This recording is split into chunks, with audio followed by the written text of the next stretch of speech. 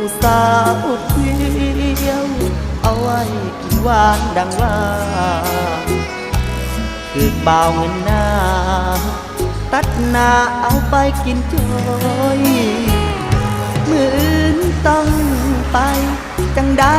ต้องไปงานเธอไปทั้งที่เดินเพื่ออยากเจอหน้าเธอสักหน่อยอยากขอแค่เงาชูเงาของเจ้าเนื้อกลอยไม่มากแค่ปลายจะงออย่างน้อยเราก็ชื่นใจงานเสร็จเขาคงมีสุขคนที่ทนอมทุกข์คือเฮาบ่แม่นผู้ใดตำแหน่งนั้นเคยปั้นสิเหตุให้ใด